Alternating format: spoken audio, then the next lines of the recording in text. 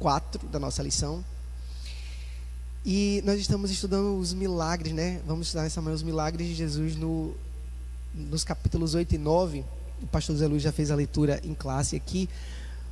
Mas eu queria fazer uma pergunta aos irmãos, porque talvez alguém além de mim tenha também ficado, pastor, estupefato quando a gente para ler corrido assim o texto.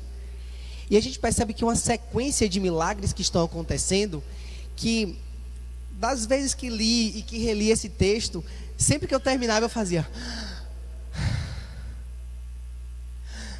A gente se surpreende com a maneira, com o volume e com a profundidade de cada milagre que Jesus realizava nesse curto espaço de tempo que a gente percebe aqui entre o capítulo 8 e o capítulo 9 do Evangelho de Mateus. A verdade prática da nossa lição diz que Jesus tem autoridade para perdoar pecados, expulsar demônios, curar toda enfermidade e ressuscitar os mortos. Essa é a nossa verdade prática. E a partir dessa verdade prática, eu tenho uma pergunta para fazer a você. Qual foi o maior milagre que Jesus já fez na sua vida?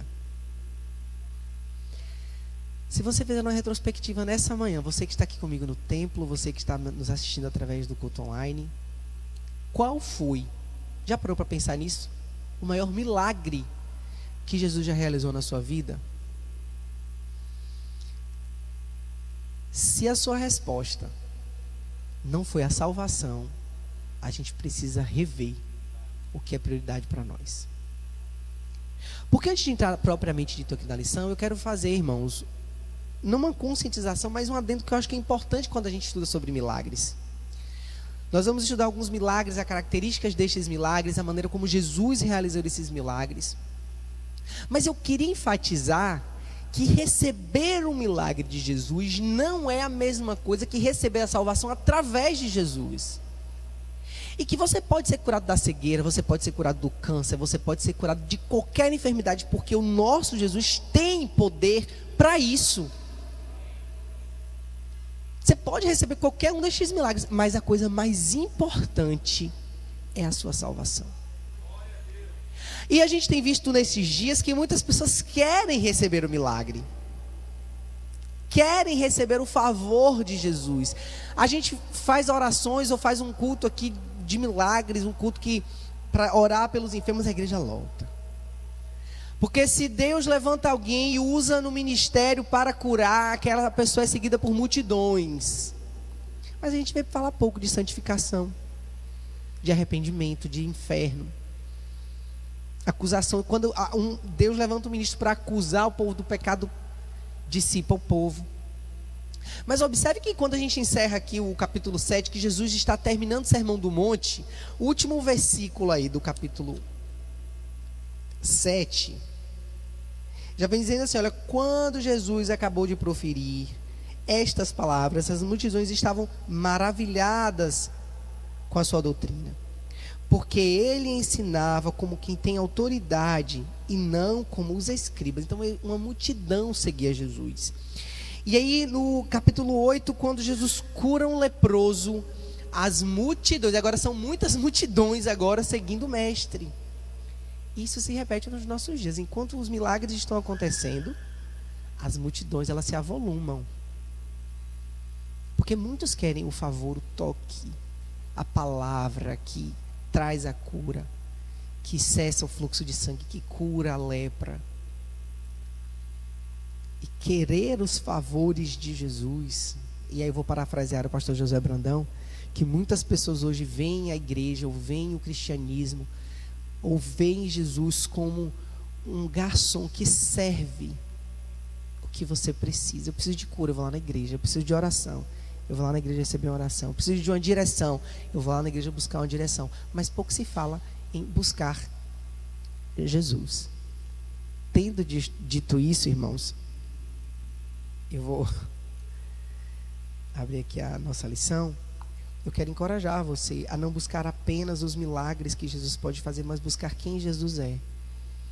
E uma vez que você tem Jesus, uma vez que você aceita esse favor imerecido que Ele tem te oferecido, uma vez que você aceita que Ele seja o Senhor e Salvador da sua vida, todo o resto, irmão, vem, me perdoe a expressão, mas vem a reboque.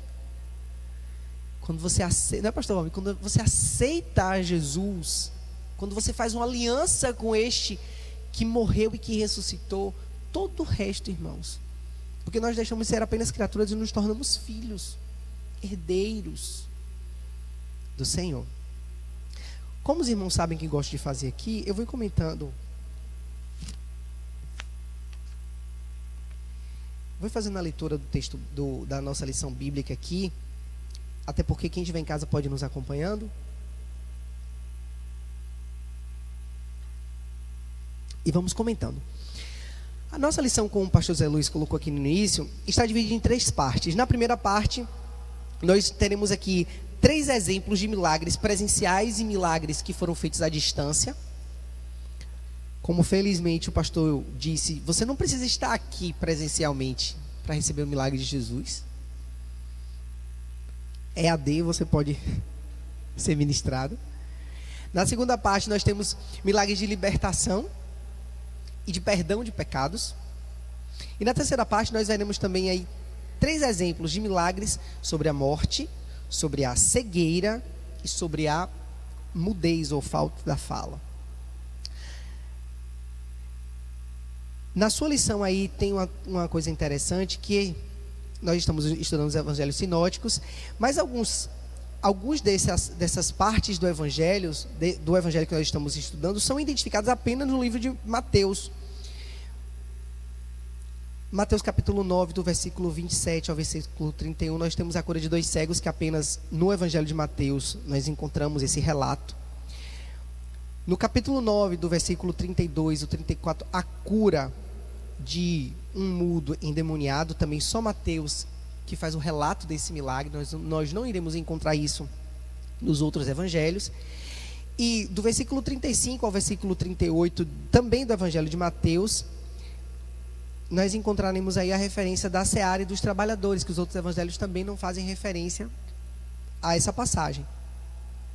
E Jesus curou de perto e curou de longe, curou enfermidades simples e complexas, curou perdoando pecados, libertou e ressuscitou. As curas confirmam o ministério do Messias. No capítulo 8 e no versículo 3, nós temos a cura de um leproso. O texto diz assim, olha: e Jesus, estendendo a mão, tocou-lhe dizendo: quero, fica limpo. E imediatamente ele ficou limpo da sua lepra.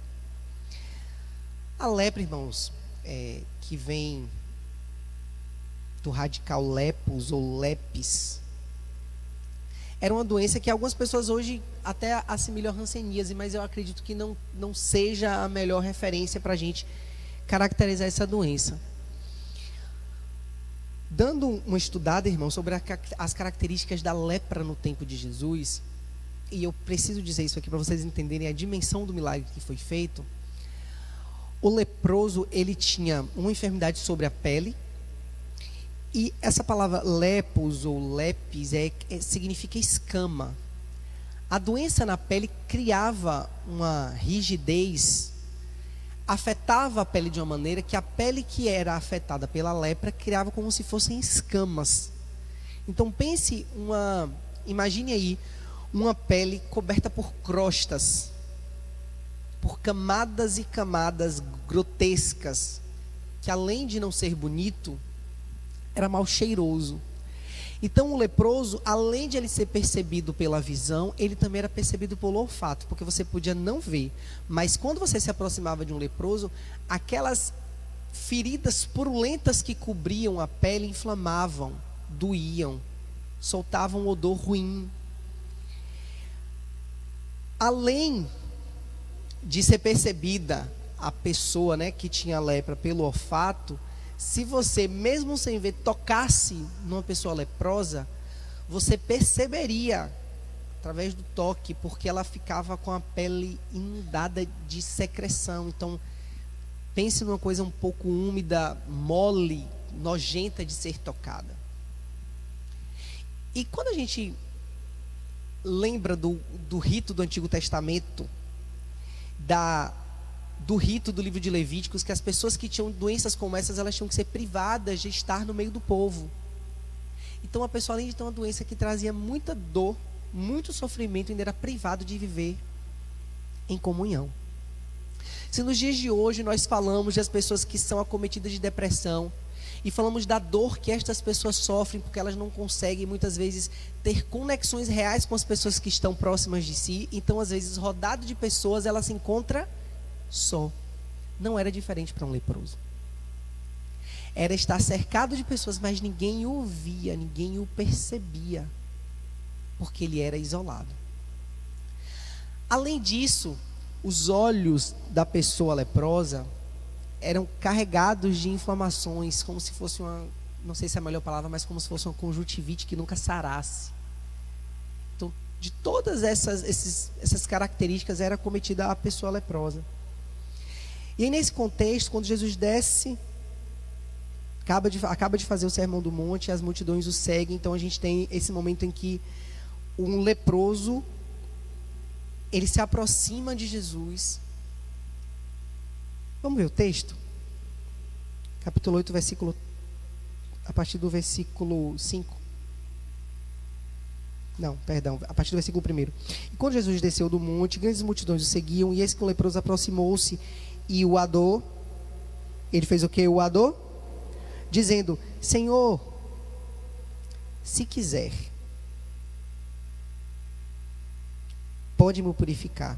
E Jesus, estendendo a mão, tocou nele dizendo: quero sim, fique limpo.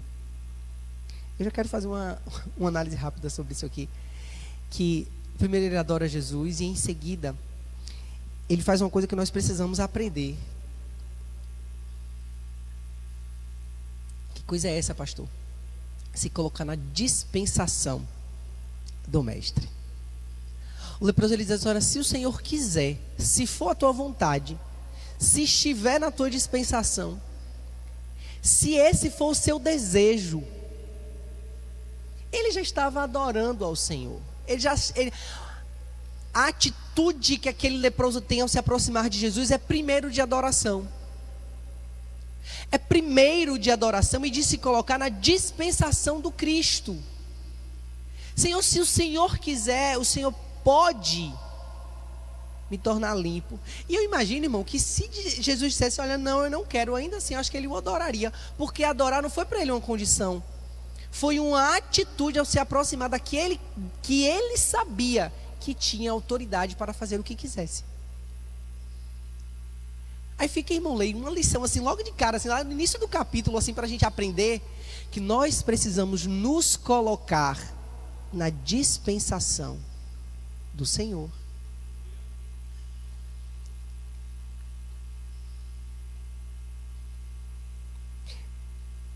Seguindo.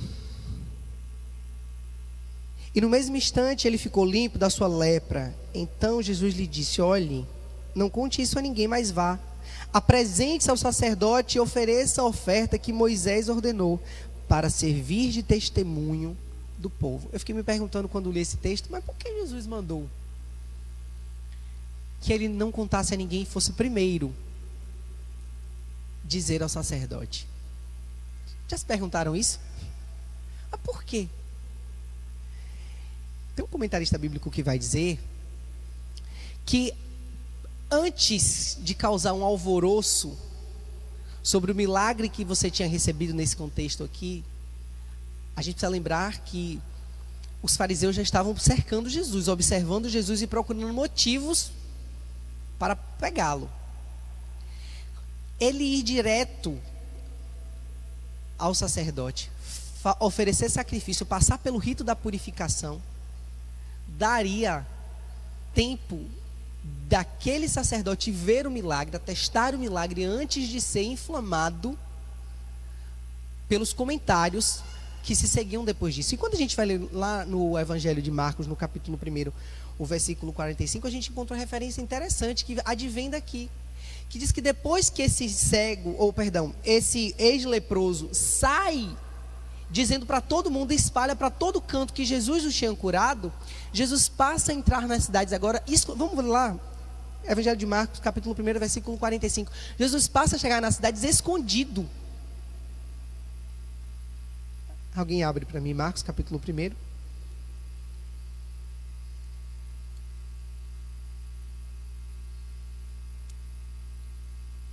Alguém achou? 1,45. Você achou? Pode ler, por favor.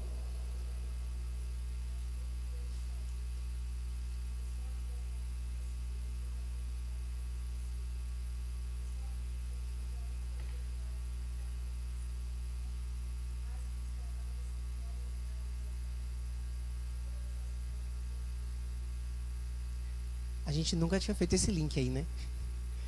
De que o fato de Jesus dar uma ordenança e ele não seguir essa ordenança, talvez na melhor das intenções. Aí a gente encontra lá no Evangelho de Marcos, Jesus tendo que ficar afastado das cidades, porque a fama dele já tinha tomado uma proporção que ele já não podia entrar publicamente em todos os lugares.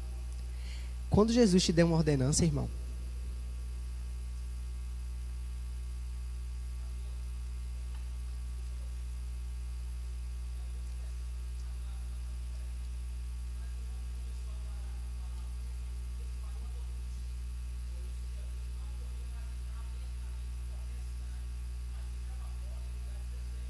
gente de toda parte vinha procurá-lo.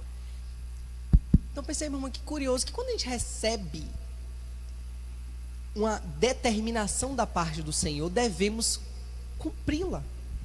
O mesmo homem que se aproxima de Jesus e que recebe um milagre, irmão, miraculoso, sobrenatural, grandioso, aquele homem não teve apenas o seu corpo e a sua integridade restaurada, mas aquele homem teve devolvido a partir do milagre que recebeu de Jesus a convivência com os irmãos, estar convivendo novamente com a congregação. E uma ordem que Jesus dá àquele homem é de: olha, vai primeiro falar com o sacerdote, seja primeiro purificado e depois você fala. Ele não cumpre apenas essa determinação de Jesus, e a gente percebe o desdobramento disso. Por isso, irmãos, eu quero reafirmar a você nessa manhã: se você tem uma determinação de Jesus, se nós temos uma determinação de Jesus, cumpra conforme o Senhor nos ordenou. E irmão, eu vou falar uma coisa para nós aqui, para a nossa geração, para o nosso tempo. A gente tem um problema imenso em ficar com a boca fechada. Quando é para a gente abrir a boca, a gente não abre. Quando é para a gente proclamar, a gente não proclama. Quando é para a gente falar, a gente não fala. Mas quando a gente tem uma determinação para a gente fechar a boca, aí o que a gente faz, pastor José Luiz? O contrário. E é o que a gente viu aqui, exatamente com esse homem leproso. Prosseguindo, ao responder os discípulos de João Batista, no capítulo 11, versículo 2 e 6, o Senhor disse-lhes: em suma, ser o Messias, já que os cegos viam, os coxos andam, os leprosos eram purificados, os surdos ouviam, os mortos eram ressuscitados, os pobres aos pobres estavam sendo pregado o evangelho. O reino dos céus chegou. Os milagres da natureza, extensão e profundidade dos realizados por Jesus eram provenientes do poder de Deus através do Cristo. Os milagres, à luz das evidências das Escrituras e a fé, levarão à certeza de estar na presença de Cristo e em seu reino espiritual. Esse que a gente acompanha, que foi o primeiro milagre e que despertou inclusive nos discípulos de João Batista, ir lá perguntar: esse aí é mesmo o Messias? E quando isso acaba de acontecer, que o leproso é curado, em seguida a gente vê, já no versículo 6, a cura de um criado de um centurião. E a gente encontra aqui uma outra situação, que esse centurião chega diante do Senhor, pedindo, intercedendo pelo seu criado, pelo seu servo, alguém que estava sob sua autoridade. Ele era um romano, comandava os soldados de Roma, é o que está dizendo o comentarista aí. Estava com seu criado paralítico na cama. A Bíblia não vai dizer para a gente que tipo de paralisia era essa, se era alguma doença que atrofiava, se estava paraplégico, tetraplégico, não diz. Mas foi até Jesus interceder para que ele fosse curado. E aqui a gente tem um milagre EAD. Por que aquele centurião se aproxima de Jesus pedindo para que curasse o seu criado? Jesus disse: olha, eu vou lá curar esse moço, esse rapaz que está paralítico. E aí, irmãos, eu encontro um texto que é profundo quando a gente para analisar que ele diz: olha, Senhor, eu sou um homem de autoridade. Eu estou sujeito à autoridade. Sobre mim existem pessoas que me dão ordem. E eu tenho abaixo de mim homens que eu digo vão e ele vão. Volta e ele volta. Faça e ele faça. Se o Senhor disser uma palavra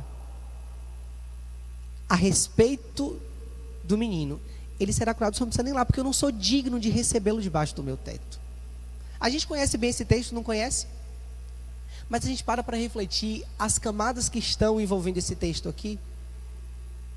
Será que a gente muitas vezes não age achando que Deus só pode curar se um profeta tal, se um pastor tal, se alguém impor a mão? Eu tenho que vir aqui, eu tenho que fazer X campanha, eu tenho que X vezes na igreja participar de tantas campanhas para que aconteça isso ou aquilo. Porque para nós apenas a palavra do Senhor não basta?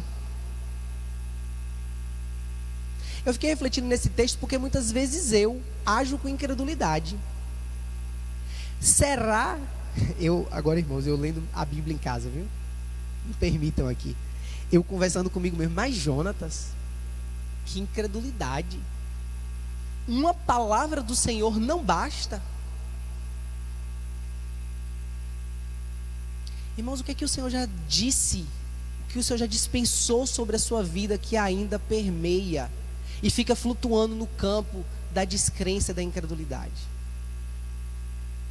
Jesus não disse que fará, o que não fará, e a gente peleja e insiste pedindo outras provas. A palavra não basta?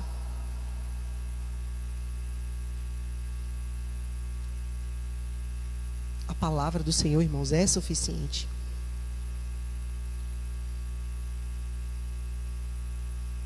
O que esse texto traz para nós, o comentarista diz aqui, é que não há limitação geográfica para a realização de um milagre por Cristo. O seu poder alcança os que necessitam, estando eles perto ou longe. Além disso, o poder de Cristo não é apenas para os judeus, mas atende aos romanos, os gregos, o brasileiro, o etíope, o japonês, o russo, o ucraniano, o palestino, o judeu. O poder de Deus, ele é sem fronteiras. Não há distinção. Todos podem ser abençoados, bastando ter fé. E observe que Jesus diz: olha, não encontrei aqui tamanha fé quanto a desse centurião romano. Não encontrei em nenhum lugar aqui uma fé que dissesse: Senhor, o Senhor não precisa nem ir lá, basta uma palavra e o meu servo será curado. Nesta manhã, irmãos, eu quero encorajar você a crer que o Senhor pode fazer milagres através da sua palavra. Talvez nesta manhã você esteja me ouvindo, eu quero falar com você na autoridade do Espírito Santo. Talvez você esteja enfermo em cima de uma cama.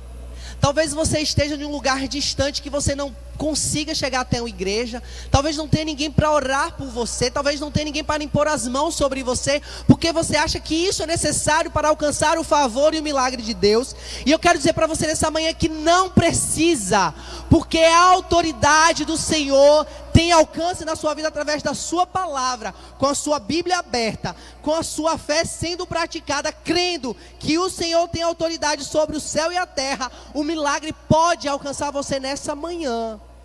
E a cura que você precisa não tem que ter necessariamente um intermediário, o pastor Jonatas, o pastor Zé Luiz, o pastor Osni, ou o pastor,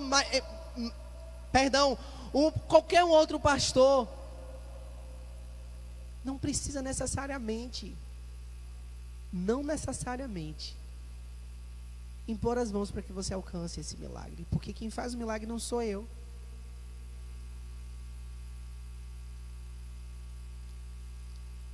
O milagre quem faz é o Cristo.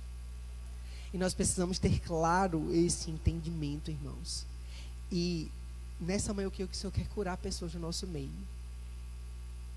Nós vamos orar por cura no final aqui. Mas eu creio que o Senhor está passeando entre nós. E pessoas estão sendo tocadas e sendo curadas nessa manhã. E nós vamos ouvir testemunhos de pessoas que foram curadas nessa manhã. Enquanto nós estudamos a palavra, fica ligado com o céu. Em verdade, o Senhor ressaltou na ocasião que a fé daquele romano era maior do que a dos judeus. Ele creu na onipotência, perceba, na onisciência e na onipresença de Jesus, o Emanuel.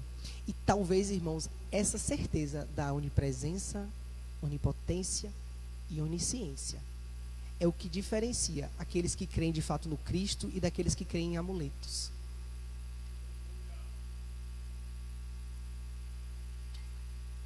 Fazer um adendo aqui rapidinho. Se dizem para você que você precisa colar um adesivo na sua porta, que você precisa amarrar qualquer coisa em você,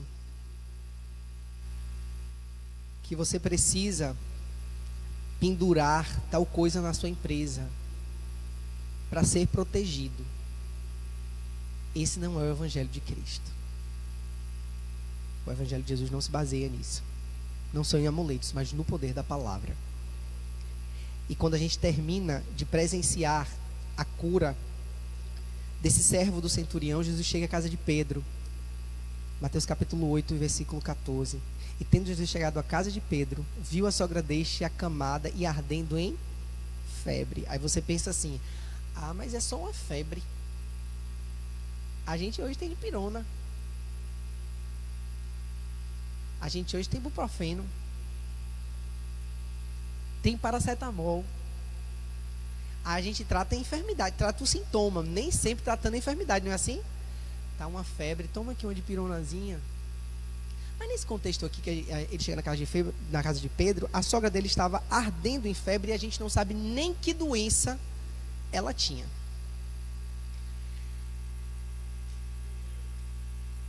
E a gente não tem, irmãos, eu procurei, dei uma olhada na internet para ver antigamente o que é que se fazia em situação de febre. Antigamente, pastor, o que é que se dava? A gente não tem relato de muita coisa que era feita da parte da medicina. Então, arder em febre muitas vezes acometia a pessoa de uma série de problemas, de convulsão, de transtorno, de crises epilépticas, porque chega no estágio, a febre pode desencadear para uma convulsão. A gente não sabe que tipo de doença ela tinha e o que desencadearia aquela febre. Mas Jonatas, a Bíblia não diz isso não. Jonatas, aqui eu penso que se fosse uma coisa simples, pastor, não precisaria de um milagre de Jesus.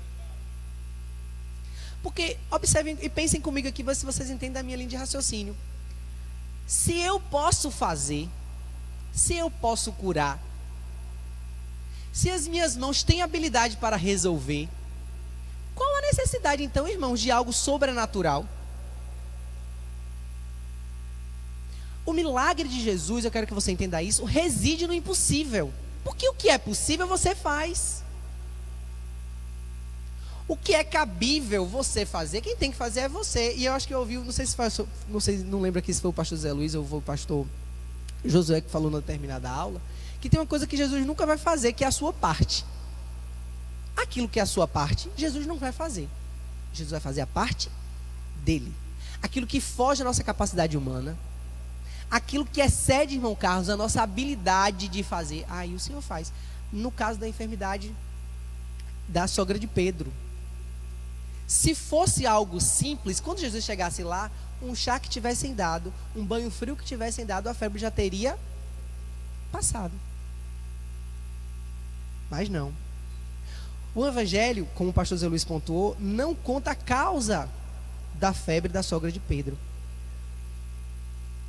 Mateus informa que ela estava acamada e ardendo em febre quando Jesus chegou à casa de Simão. No capítulo 8, versículo 14, que foi o que acabamos de ler. O Senhor tomou-a pela mão e a febre a deixou.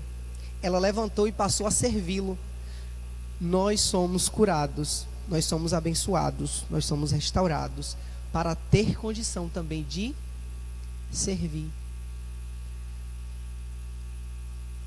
Simples, né, irmão?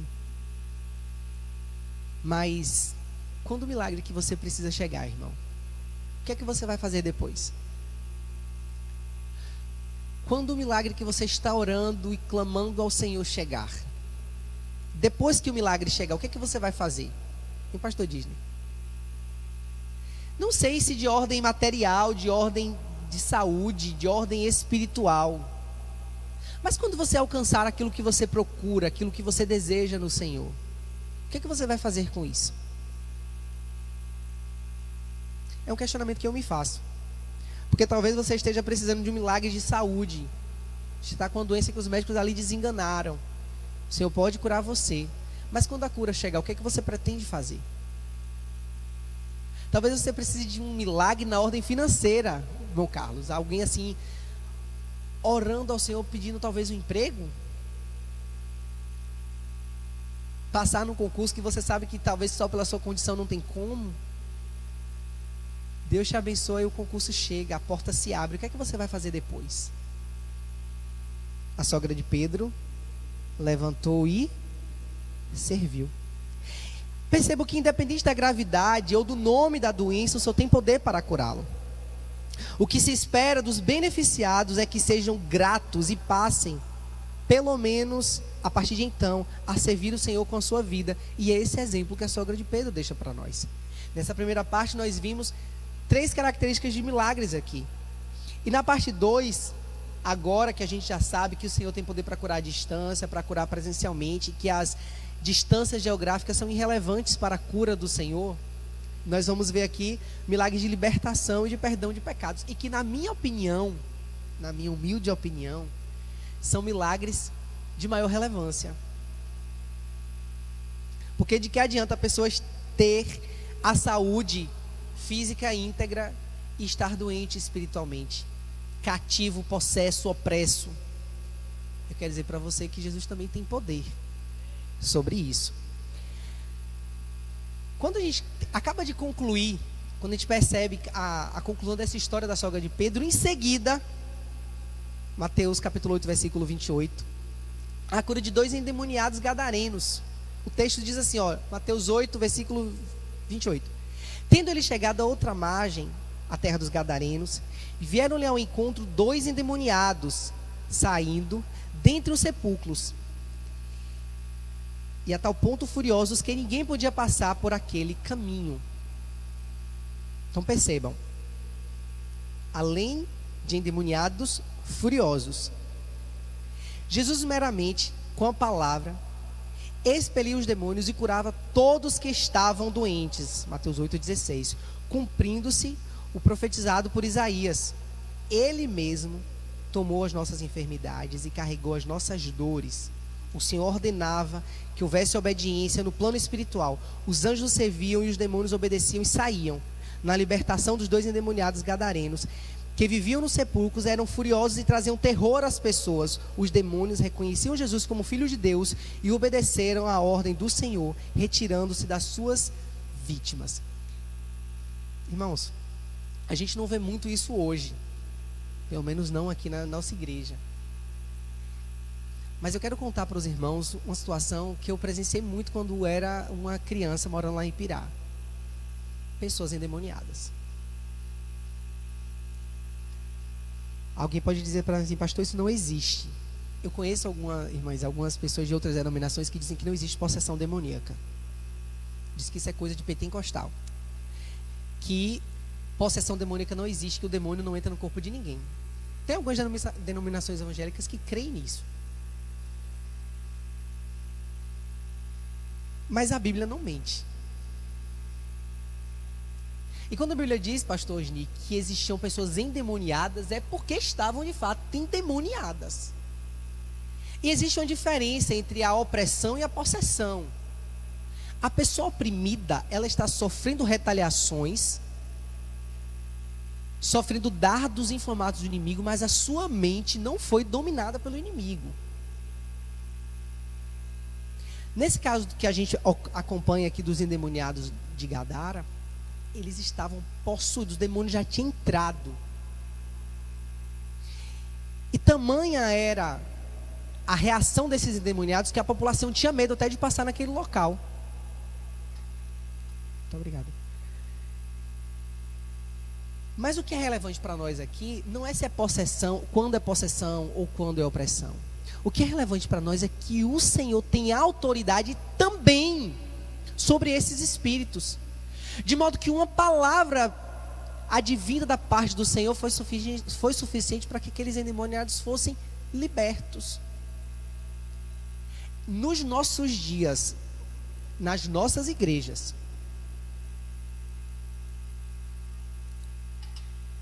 misericórdia a Deus, mas também nos nossos púlpitos, existem pessoas que ensinam, que falam e que vivem como endemoniados, pregando e ensinando coisas que o Senhor não ensinou.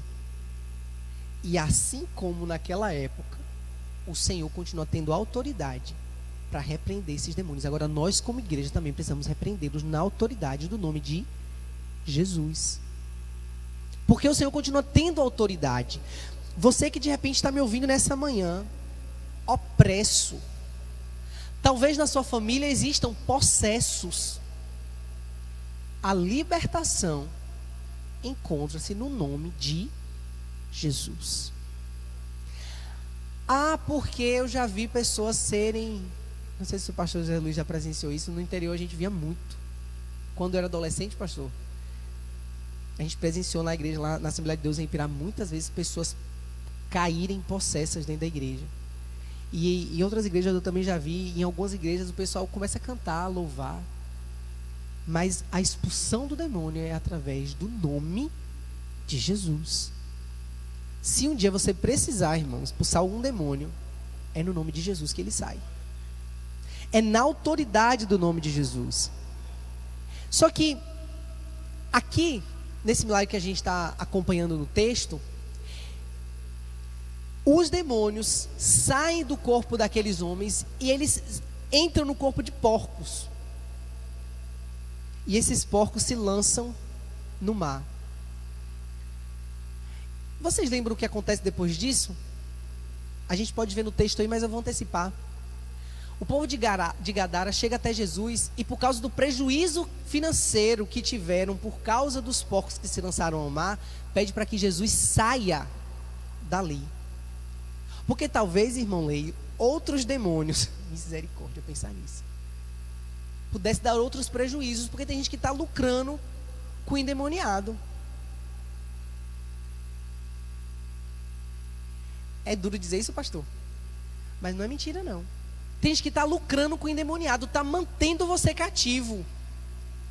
Tem gente que tem conhecimento para te ensinar o evangelho que traz a libertação, mas mantém você cativo. Tem gente que tem o conhecimento de pregar para você o evangelho que traz a libertação, mas não prega, porque você dá lucro, porque você traz a oferta,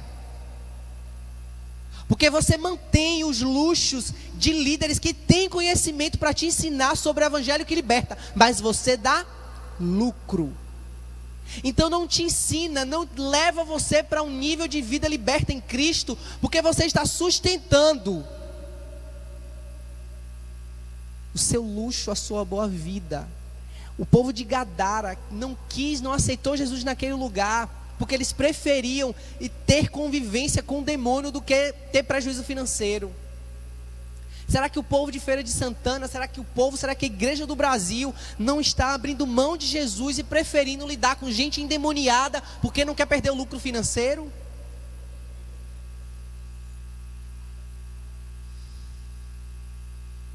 Mas eu estou falando isso aqui nessa manhã com meu coração cheio de tristeza.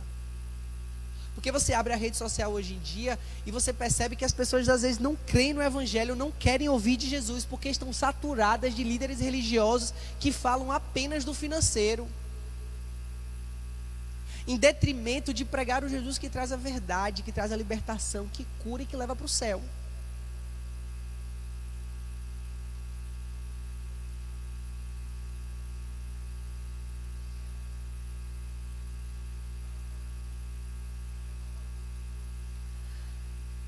O irmão está fazendo referência aqui, talvez você não tenha ouvido, de quando Paulo e Silas entram... Eu esqueci o nome da cidade agora.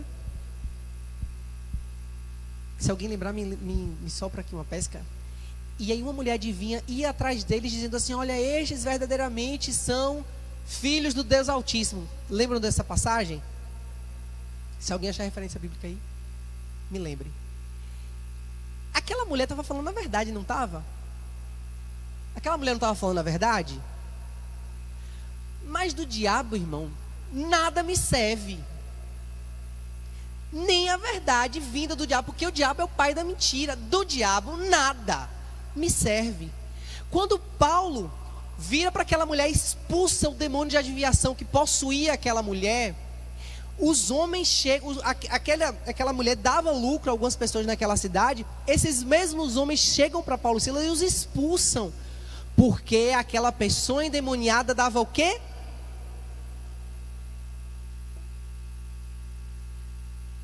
Bem pontuado, meu irmão.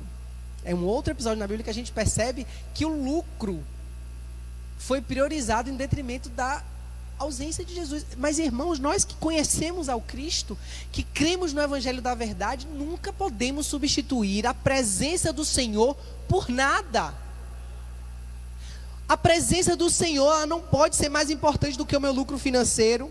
A presença do Senhor não pode ser mais importante nem que a cura da minha vida, por exemplo. A gente está falando de cura aqui, eu vou até usar o exemplo de que nada pode substituir a presença do Senhor, nem a cura que eu almejo.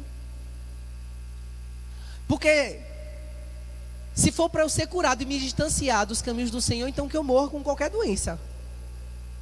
Porque nenhuma saúde pode ser mais importante, irmãos Jonatas, do que a presença de Deus na minha vida. E olha, irmãos, às vezes não é a vontade de Deus curar. Às vezes não é. Ele tem poder para fazer e isso é indiscutível. Mas o Senhor, que é o grande estrategista, nós estamos vendo hoje, Ele está vendo daqui a 50 anos, pastor Osni. Às vezes não é do interesse de Deus curar. E como filho, servo do Senhor, eu preciso aceitar que os planos dele são melhores que os meus. E que se Ele não quiser me curar de qualquer coisa que seja, eu tenho a minha alma descansada de que a minha salvação está garantida. Eu dei um exemplo numa aula há um tempo atrás e que talvez seja pertinente dizer isso hoje. Se eu tenho aqui 2 recipientes, um de ouro e um de barro, e essa mesa vira, eu vou salvar o que é de o mais valioso, não é isso? O meu corpo, irmão, é como se fosse um vaso de barro. A minha alma é que é um vaso de ouro. Então, se a minha salvação está garantida no Senhor, os irmãos conseguem entender isso aqui? Amém ou não amém? É fácil? Não. Não é fácil não, irmão. Mas é a verdade. E o Evangelho ele não é para me agradar nem para ser fácil, não. O Evangelho é igual o equipamento de proteção individual. Não é para ser confortável. É para me resguardar. Vamos seguir.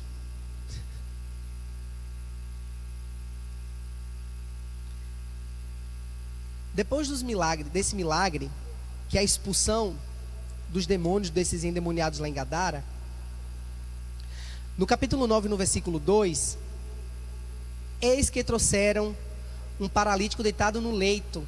Vendo-lhes a fé, Jesus disse ao paralítico: tem bom ânimo, filho, estão perdoados os teus pecados. Por que Jesus? Por que Jesus não o curou logo antes de dizer tem bom ânimo?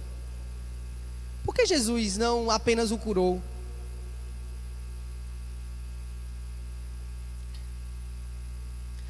Naquela situação ali, e como em muitas outras que nós vamos acompanhar nos milagres de Jesus, a cura física era o menor dos problemas. A cura física, em muitos milagres que nós vamos acompanhar em todo o Evangelho, nos Evangelhos, talvez fosse o menor dos problemas que aquele enfermo precisava. Porque nesse caso que a gente acompanha, por exemplo, em Mateus no capítulo 9, no versículo 2, a gente pode perceber 3 níveis de cura que Jesus ministra sobre a vida desse paralítico. Observe que a primeira coisa que Jesus diz é de ordem emocional. Ele diz assim, olha, tenha bom ânimo. Tenha bom ânimo. Talvez aquele homem paralítico se sentia um inválido, achava que o valor dele estava no que ele poderia fazer, e agora que ele não poderia fazer mais nada porque era um paralítico, ele não tinha mais valor, nem para a sua família, nem para os seus amigos e talvez nem para o Senhor. Porque o que eu posso fazer para Deus paralítico? Então talvez emocionalmente aquele homem estivesse doente, prejudicado, pastor Disney, emocionalmente, acabado, desmoralizado para ele mesmo, achando que ele não tinha valor. E Jesus diz para ele: tem bom ânimo. Em segundo lugar, a gente percebe uma cura psicológica. Por quê? Jesus chama esse homem de quê? De filho. Quando nós paramos para fazer uma leitura completa da Bíblia, quem é que está lendo a Bíblia toda? Eu já fiz essa pergunta aqui há uns domingos atrás. Tinha 2, 3 pessoas fazendo a leitura anual da Bíblia. Eu estou fazendo também. E na leitura anual, quando a gente faz a leitura do texto corrido, a gente percebe em várias partes, em vários contextos, em livros diferentes, no Antigo ou no Novo Testamento, pessoas com deficiência, pessoas enfermas, sofriam algum tipo de discriminação na sociedade, como ainda sofre hoje. A gente vê hoje falar de capacitismo e desse preconceito, mas no tempo de Jesus isso era ainda mais latente. A gente vê que no Antigo Testamento tinham cidades apenas para pessoas enfermas, para leprosos, para refugiados, porque elas não eram bem vistas dentro da sociedade. Um homem paralítico, talvez esquecido por muitos, irmã Isa, ele precisava de um afago psicológico. Quando Jesus chama esse homem de filho, Jesus restaura na vida dele uma paternidade. Você percebe, meu irmão, que Jesus não está preocupado apenas com sua cura física? Que ele começa a tratar o psicológico, o emocional, para no fim aqui trazer uma cura física.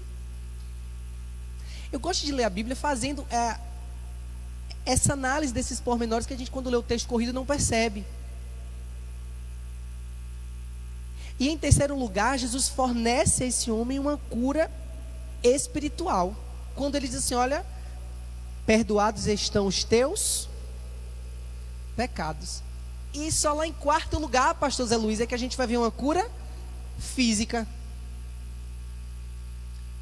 Volta todo mundo para cá para a gente fazer uma aplicação pessoal disso aqui.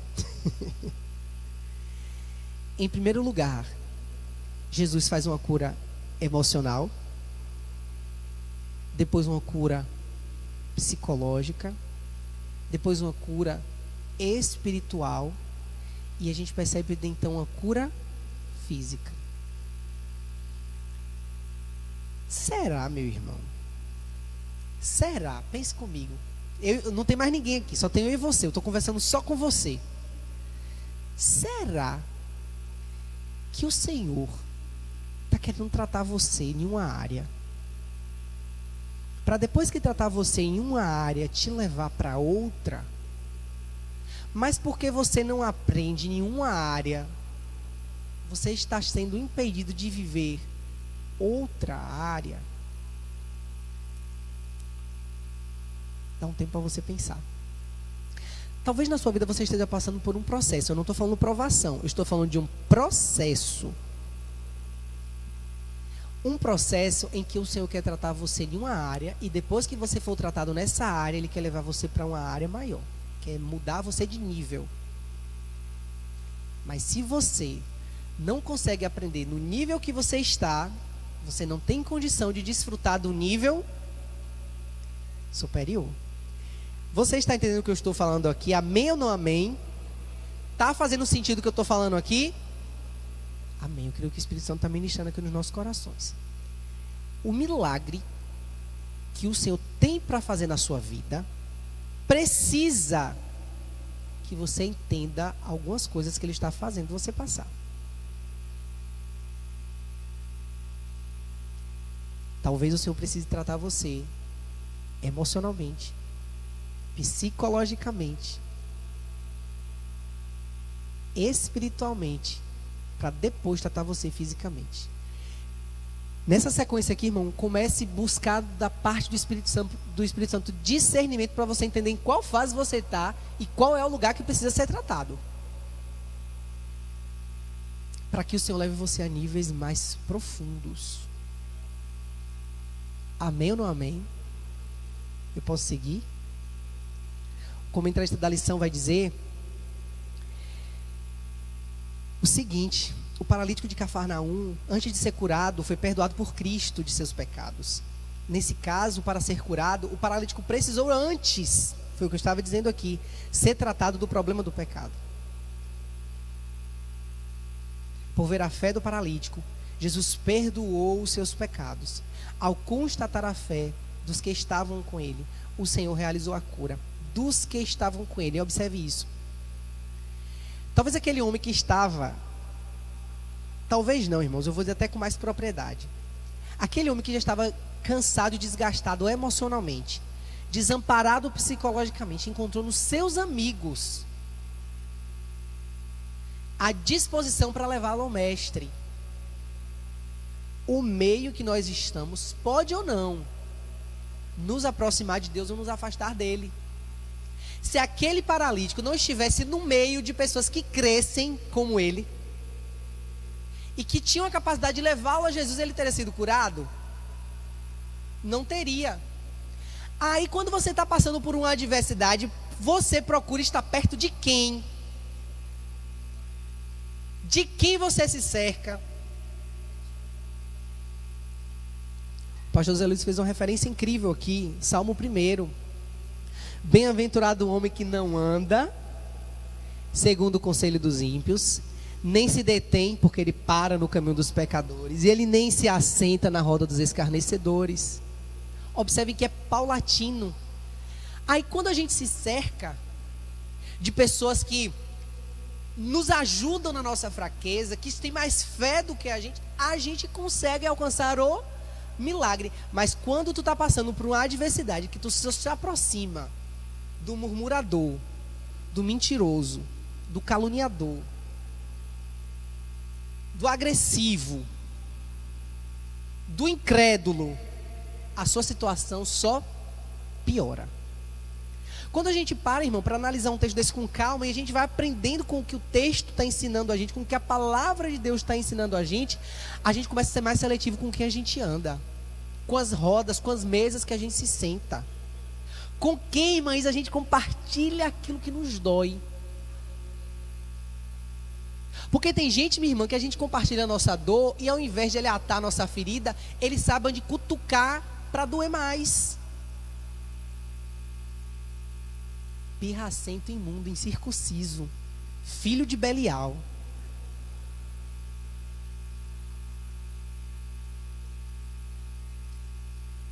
Eu vou dar uma estrelinha para esse casal aqui, ó. Que trouxeram 2 exemplos, porque quando eu estava em casa estudando, minha irmã, eu também fiz uma leitura do texto de Naamã.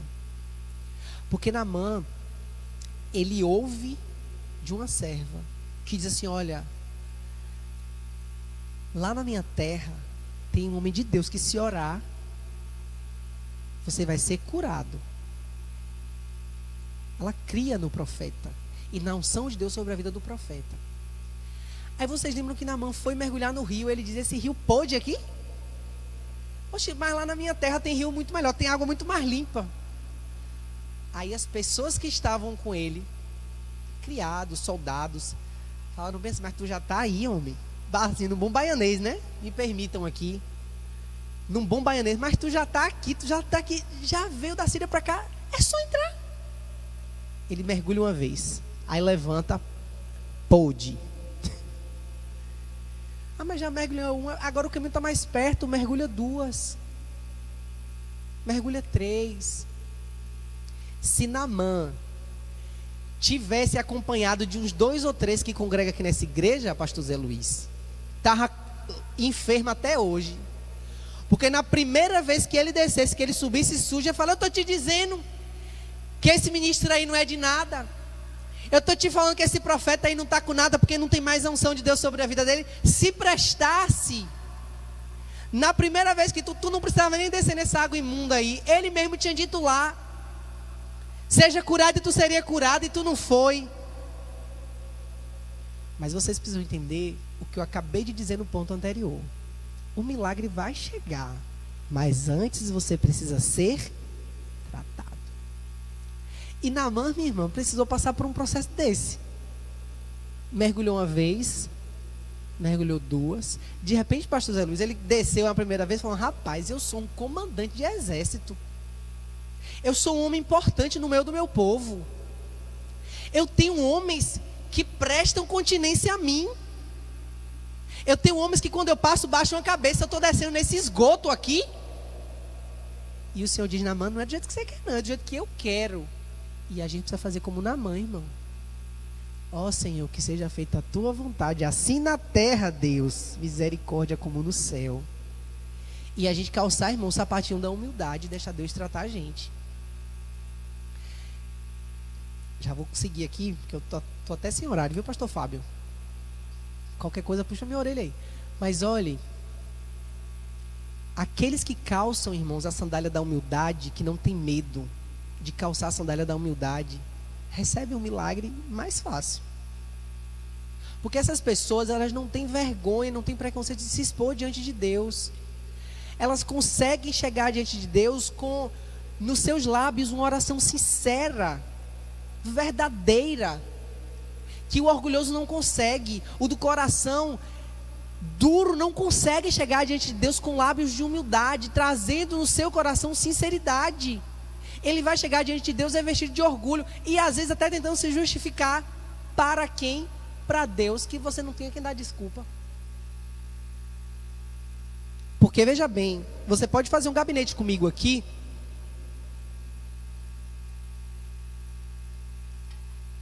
e me dizer no gabinete de todas as coisas que levaram você a determinado pecado. Porque o orgulhoso, ele é assim. Ele é excelente de se justificar.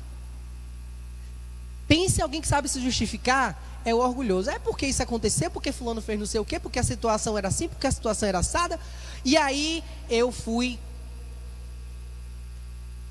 O humilde, ele não faz rodeio, não, ele diz assim: eu errei, eu pequei. E é com esse mesmo coração que ele chega diante de Deus. Ele não vai se justificar. Ele vai dizer: Senhor, eu estou aqui porque eu sou pecador, porque eu preciso do teu perdão, porque eu preciso do teu auxílio. E aí é a essa oração que o Senhor se compadece.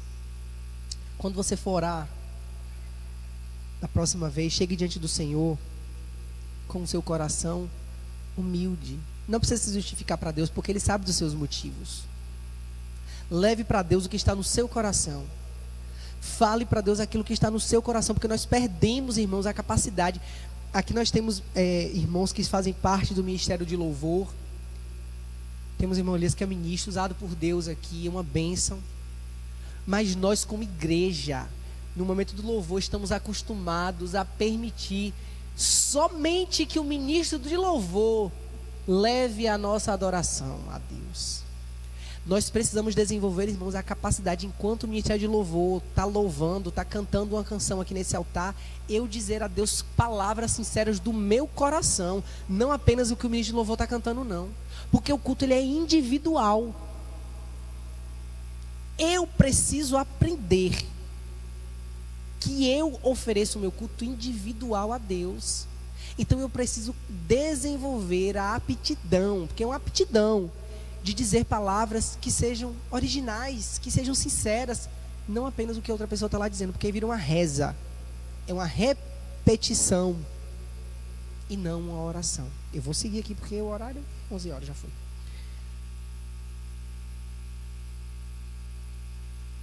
A cura de 2 cegos, Mateus capítulo 9, versículo 27. Partindo Jesus dali, seguiram-no 2 cegos clamando: tem compaixão de nós, filho de Davi. O texto, irmãos, eu vou repetir, a gente já conhece. Eles vão clamando, algumas versões vão dizer, né? Filho de Davi, tenha compaixão de mim. Eles gritavam. E eu acho que a Bíblia foca tanto nessa questão do grito, é porque cada pessoa grita conforme sua necessidade. A gente grita conforme o pisão do nosso pé, não é isso? Aí fica uma lição também para alcançar o milagre. Eu preciso chamar a atenção do Senhor.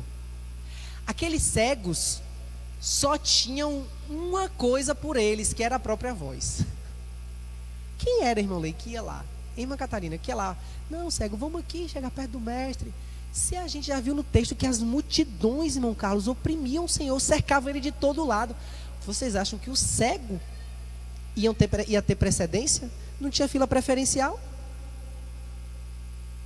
Eles gritaram desesperadamente, porque eles sabiam que eles tinham que se agarrar àquela oportunidade, pastor Gini, porque talvez não tivesse outra.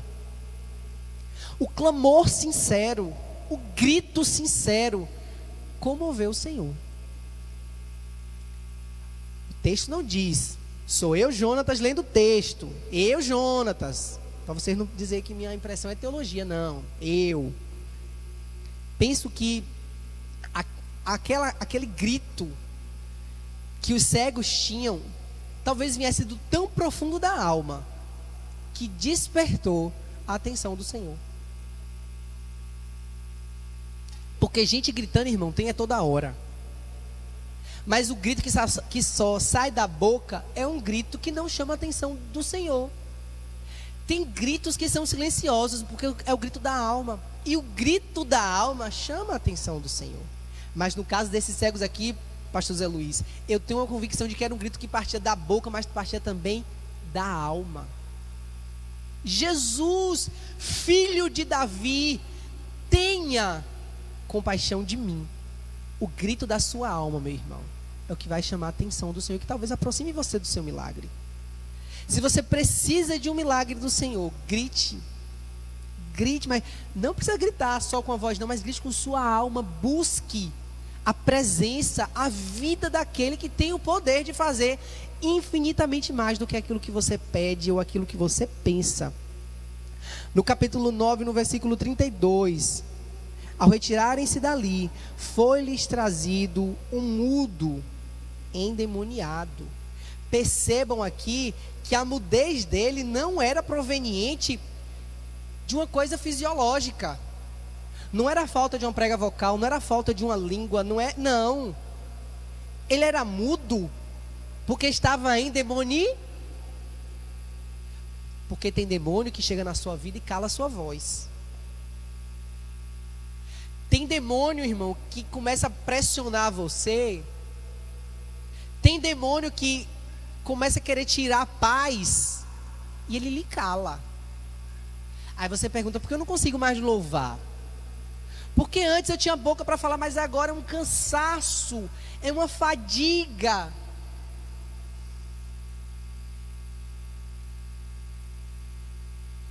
Já parou para pensar que tem demônio que vem para calar você? O irmão quer fazer uma bem rapidinho, porque a gente já está sem tempo.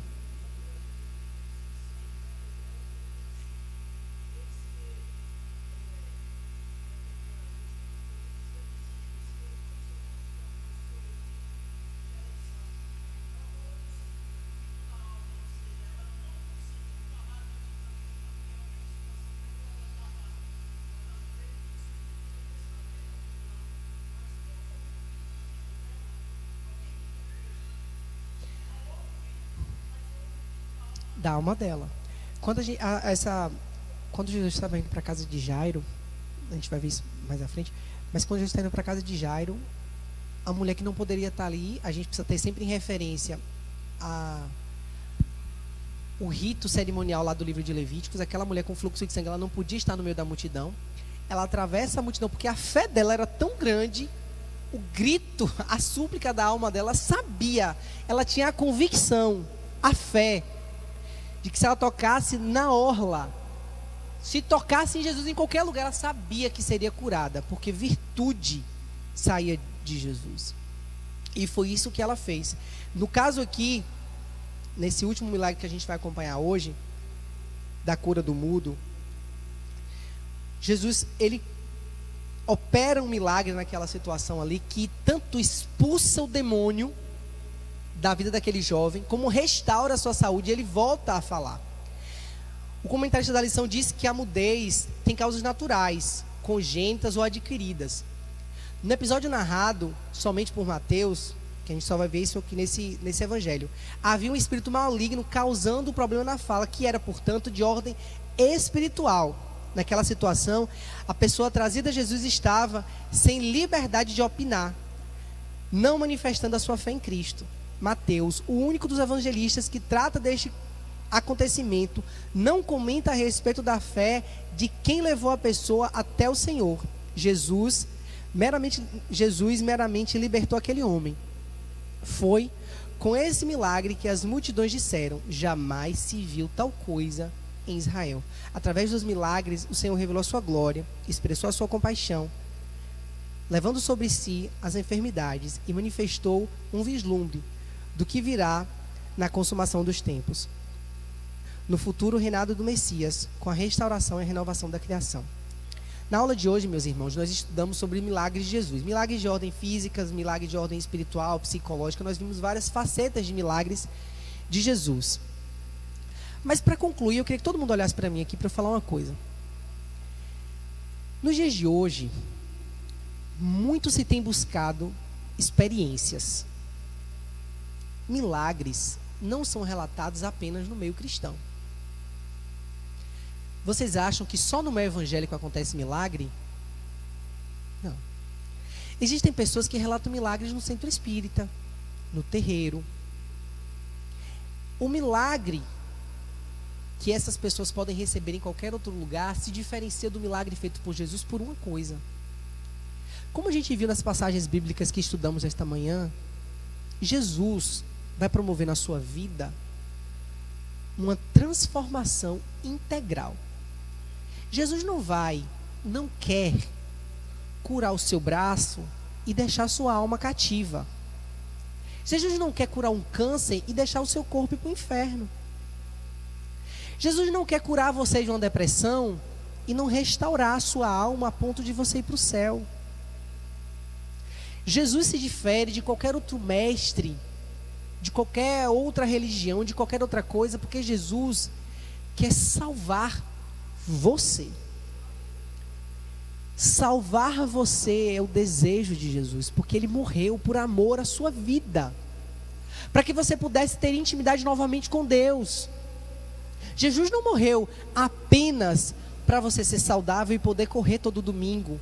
Jesus não morreu apenas para você ser bem-sucedido financeiramente.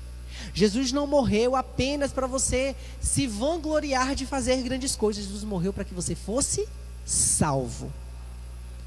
Qualquer milagre que Ele venha a fazer na sua vida, que seja consequência de algo muito maior que Ele já fez, que vai te dar a salvação. E eu quero que você saia daqui nessa manhã convicto de que o maior milagre que Jesus quer, Ele vai fazer em você, é a salvação da sua alma. Porque se Ele não curar o seu corpo e você morrer e for para a glória, você venceu. Se nessa vida você não alcançar a salvação de ordem financeira e de ordem material, e você morrer e encontrar Jesus na vida eterna, você venceu. Se você passar a sua vida depressiva e nesta vida o Senhor não quiser curar da sua depressão, mas você morrer e encontrar Jesus na vida eterna, você venceu.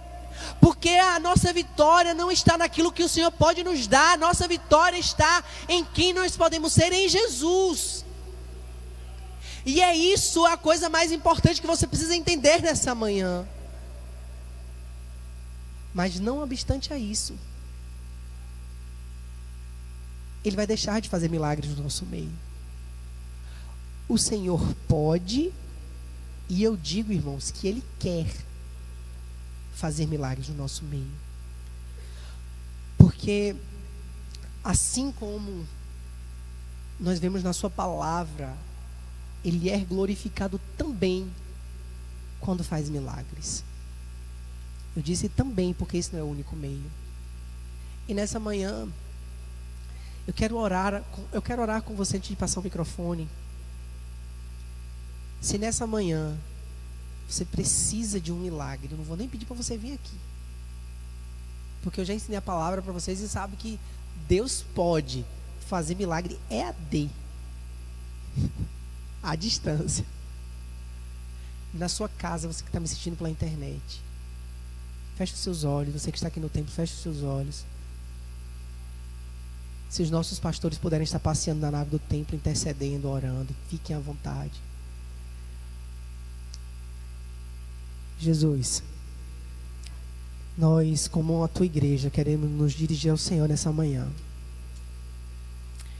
com o coração humilde, com a nossa fé, com a certeza de que tu és o Senhor Todo-Poderoso, porque ao teu nome, Jesus, foi dada a autoridade sobre o céu e a terra.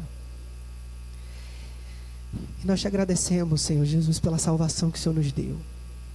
Te agradecemos porque o Senhor subiu numa cruz para que eu não precisasse subir. E o Senhor fez um sacrifício que foi redentor e cabal. De modo que hoje nós podemos nos achegar a Deus por causa, Jesus, do que o Senhor fez. E o teu amor é tão grande por nós que o Senhor tem nos sustentado até aqui. Nós confiamos a Ti, ó Jesus, a nossa vida, a nossa família, os nossos negócios, a nossa integridade. Nós confiamos a Ti, Jesus, porque o Senhor tem cuidado de nós. Mas, Senhor, nós como Tua igreja, presente aqui no templo ou espalhado pelo templo que é a rede social, que é a internet, neste momento, Senhor, nós nos voltamos para Ti, trazemos as nossas necessidades, Senhor, e situações na nossa vida que somente um milagre pode resolver. E nesta manhã, Senhor, nós aprendemos que o Senhor é o Deus que faz milagres, porque no Teu nome, Jesus, há autoridades para fazer milagres de ordem espiritual, de ordem psicológica, de ordem física, porque, Senhor, ao Teu nome tudo que existe se curva, porque o Senhor Deus Todo-Poderoso, no céu, acima do céu, debaixo da terra, não há nenhum outro nome poderoso como o Senhor, e é o Teu nome que nós nos dirigimos e nos submetemos nessa manhã. O Teu povo, Senhor, necessita do Teu milagre, da Tua intervenção. Talvez pessoas chegaram aqui nessa manhã, ó Deus, com seu coração aflito, desesperado, já recorreram porque bateram na porta de médicos, mas médicos não podem fazer o que o Senhor faz, porque psicólogos, Senhor, por mais que sejam usados pelo Senhor, não têm o poder de fazer o que só o Teu nome pode. Porque, Senhor, muitas portas foram batidas, mas em nenhum lugar se achou refúgio, que nós só encontramos nos Teus braços. Nós não estamos, Senhor, nessa manhã buscando apenas aquilo que o homem pode fazer, e nós Te agradecemos, Senhor, porque o Senhor deu sabedoria, deu técnica, deu a ciência para que o homem consiga fazer muitas coisas, mas nós sabemos, Senhor, que existem coisas que só o Teu nome é capaz de fazer. E porque, Senhor, existem coisas que somente o Senhor é capaz, nós nos humilhamos debaixo da Tua potente mão nessa hora. Opera, Senhor, o Teu milagre na vida do Teu povo. Entra, Senhor, com providência em relatórios dos diagnósticos que já foram desenganados pelos médicos. Entra, Senhor, com providência na saúde de pessoas que medicamentos não estão mais fazendo efeito. A Tua igreja, Senhor, clama nessa manhã, suplica, Senhor, a intervenção sobrenatural do Senhor nessa manhã, e eu creio que o Senhor é poderoso para fazer infinitamente mais do que aquilo que pedimos e aquilo que nós pensamos. Senhor, visita a Tua igreja, visita o Teu povo. Senhor, entra na casa de quem está desesperado agora. Senhor, entra no leito do hospital. Visita, Senhor, Teu povo nas suas enfermidades e revela a Tua glória, o Teu milagre. No nome de Jesus nós oramos e Te agradecemos, ó Deus, e damos a Ti a honra, a glória e o poder para todos sempre, porque o Senhor é digno da nossa adoração, é digno, Senhor, do louvor. Nós Te adoramos, Senhor, não apenas pelo que o Senhor vai fazer, mas pelo que o Senhor já fez, que for nos garantir a salvação e a vida eterna. Seja adorado, seja adorado, seja bendito, Senhor. Nós neste momento levantamos o Teu nome alto, não há outro como o Senhor. Nós Te adoramos e Te agradecemos, Senhor, em nome de Jesus, em nome de Jesus, amém, amém.